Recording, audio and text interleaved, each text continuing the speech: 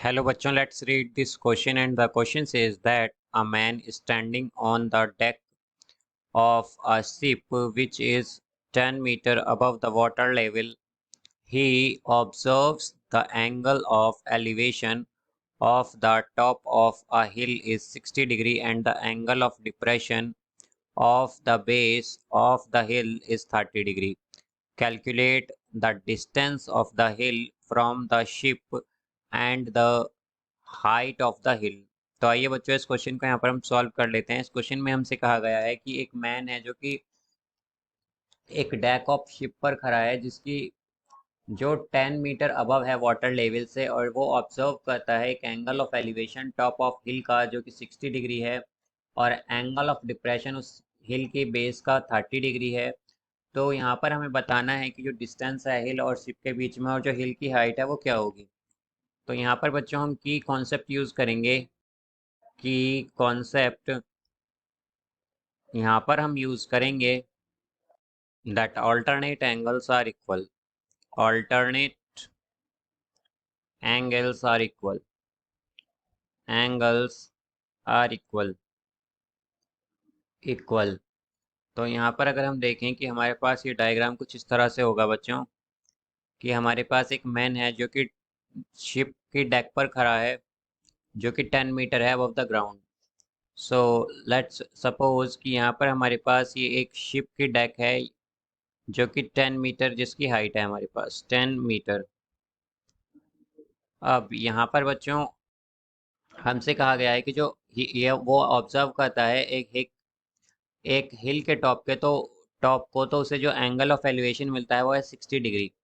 So let's suppose यहाँ से जब उसने ऑब्जर्व किया एक हिल के टॉप को, तो उसे जो एंगल ऑफ एलिवेशन मिला वो है 60 डिग्री। मीन्स यहाँ पर जो एंगल बनेगा हमारा वो होगा 60 डिग्री। अब यहाँ पर बच्चों हमारे पास जो हिल के बॉटम का एंगल ऑफ डिप्रेशन है वो है 30 डिग्री बेसिकली। वो है हमारे पास बच्चों यहाँ पर 30 डिग्री, 30 डिग्री, वो है हमारे पास 30 डिग्री।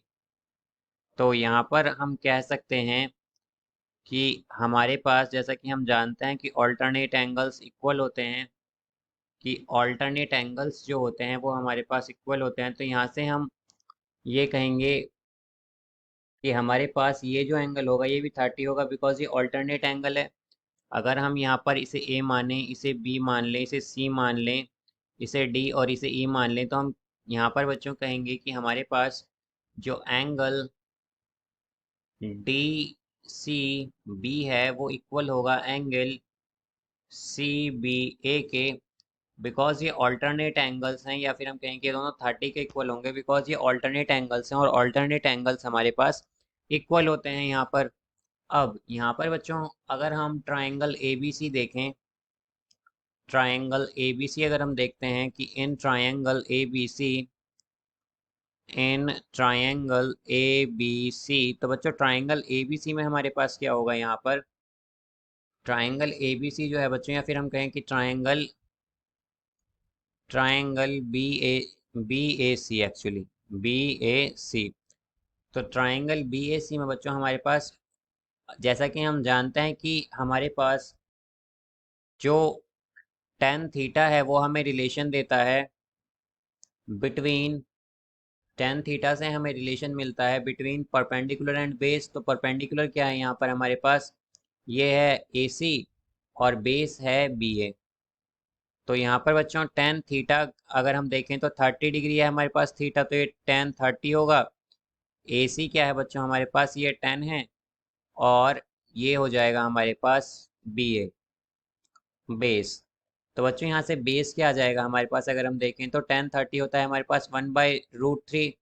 तो बी ए हमारे पास आ जाएगा 10 × √3 मीटर। ये हमारे पास बी ए की वैल्यू आ जाएगी यहाँ पर।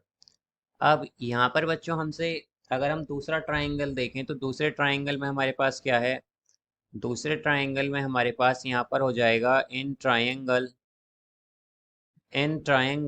C D E. तो बच्चों अगर ट्राइंगल सी ई डी हम देखते हैं यहाँ पर, तो हमारे पास जो सी डी होगा ये ए बी के इक्वल होगा, बिकॉज सी डी और ए बी यहाँ पर दोनों इक्वल हैं। तो यहाँ पर हम कहेंगे कि जो हमारे पास टेन थीटा होगा वो किसके इक्वल होगा, ये इक्वल होगा बच्चों एक तो सी डी, यहाँ पर ये ई डी बच्चों बिकॉज परपेंडिकुलर बाय बेस होता है, तो E D by C D के। अब यहाँ पर हमारे पास थीटा क्या है 60, तो टेन 60 हमारे पास इक्वल होगा, ई डी क्या है हमारे पास, ये ई डी ही रहेगा, यहाँ पर हमें परपेंडिकुलर फाइंड करनी है, और बेस है हमारे पास बच्चों यहाँ पर टेन रूट 3। तो बच्चों टेन सिक्सटी की वैल्यू होती है हमारे पास स्क्वायर रूट 3, तो स्क्वायर रूट 3 को जब हम टेन रूट 3 से मल्टीप्लाई करेंगे तो ये हो जाएगा 10 × 3 is equal to E D. तो ई डी आ जाएगा हमारे पास 30 मीटर, 30 मीटर ये आ जाएगा हमारे पास ई डी। ई डी आएगा हमारे पास 30 मीटर बच्चों यहाँ पर। अब ई डी बच्चों हमारे पास यहाँ पर क्या है, ये 30 मीटर है, और हमारे पास जो डी बी है बेसिकली, या कहें हम ए सी जो है ये डी बी के इक्वल है, ये हमारे पास 10 है, 10 मीटर। तो बच्चों हमारे पास जो ई बी होगा या बी ए होगा, बी ई होगा, ये बेसिकली क्या है हमारे पास, ये हाइट ऑफ द टावर है, ये हाइट ऑफ द हिल है। तो हिल की हाइट क्या है हमारे पास, 30 + 10 मीन्स 40 मीटर जो है ये हमारे पास हाइट ऑफ द हिल है, बिकॉज बी ई क्या है यहाँ पर, ये हाइट ऑफ द हिल है हमारे पास। अब यहाँ पर हमसे दो चीज़ पूछी गई थी, एक तो हाइट ऑफ द हिल और एक डिस्टेंस बिटवीन सिप एंड हिल। तो बच्चों जो डिस्टेंस है बिटवीन सिप एंड हिल वो है हमारे पास B A means square 10 × √3 metre, या फिर हम कह सकते हैं कि B A is equal to 17.32 metre बच्चों, बिकॉज हमारे पास √3 जो है इसकी वैल्यू होती है 1.732। तो यहाँ पर हमारा बी ए हो जाएगा 17.32 मीटर, या फिर जो हमारे पास डिस्टेंस होगा बेस ऑफ सिप और हिल के बीच में। और अगर हम बात करते हैं यहाँ पर हाइट ऑफ द हिल, तो वो होगी हमारे पास 40 metre. So I hope you understood it well, best of luck, thank you.